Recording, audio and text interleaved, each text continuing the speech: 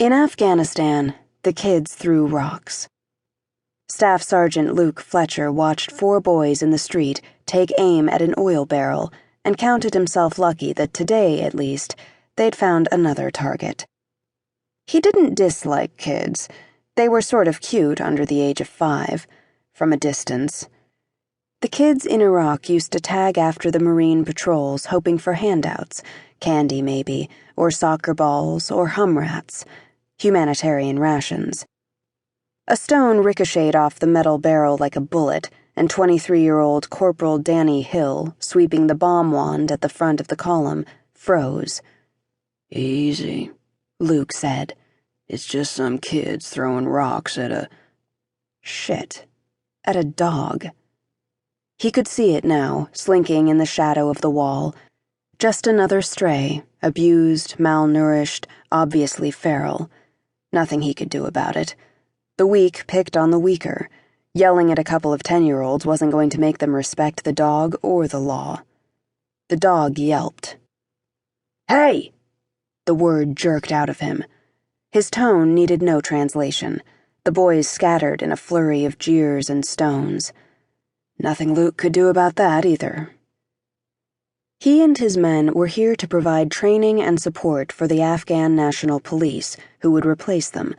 For 2 days, their joint patrol had hiked from town to town, sweating through the afternoons, freezing through the nights, trying to buy the ANP time and breathing room to hold this desert province once the Marines were gone.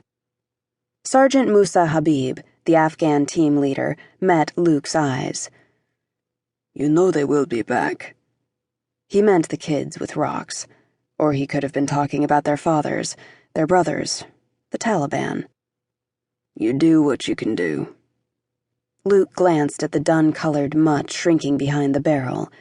He had too many people depending on him already. The last thing he needed was to take on responsibility for a dog. "Maybe it will be gone by then." The mutt didn't move. Luke dug in his harness for an MRE. He'd eaten the snacks already. Ripping open the leftover meat pouch, he squeezed a chunk on the ground. Lance Corporal Anthony Ortega, an ex-gangbanger from East Los Angeles, grinned. "I wouldn't feed that shit to my dog." But the mutt wasn't so picky. It poked its head from behind the barrel. Its ears were cropped, one eye swollen nearly shut. 19-year-old Private First Class Cody Burrows whistled in sympathy. "They really messed that bastard up." "Kids didn't do all that," Luke said. Fresh blood oozed from a gash on its shoulder, but its other scars were older injuries, puckered and scabbed over. "No," Habib agreed. "This dog has been used for fighting." The mutt inched forward, quivering. "No way that's a fighting dog," Ortega said. "It's big enough," Hill said. "Often the bait dogs, they are cut like that," said Habib, "to rouse the other dogs and make them fight." Poor mutt. Luke threw another piece of MRE. The dog's eyes rolled toward him as it took the food.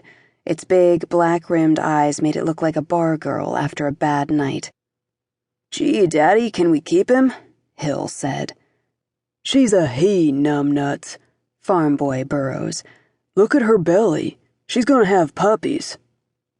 They all stood around watching the dog, like feeding some pregnant stray was the best, most entertaining thing to happen to them all day. Which it was. "We should take her back with us," Hill said. "You saved her life. That makes you responsible for her." Luke shook his head. "Don't give me that Zen shit." Rescuing strays was not part of his mission. He put the rest of his MRE on the ground, watching the mutt lap it almost delicately from the foil. He liked dogs. His family always had a dog. He pushed the thought of home away, rolling his shoulders to resettle his pack. "Break time's over." He looked at Habib. "What do you want to do?" The Afghan sergeant looked momentarily surprised, but the rules had changed in the past few months. Now it was the Afghans who were supposed to step up and take the lead. Habib cleared his throat. to keep listening to this audiobook. I've left you a link in the description so you can do it, at no cost thanks to Audible's 30-day free trial.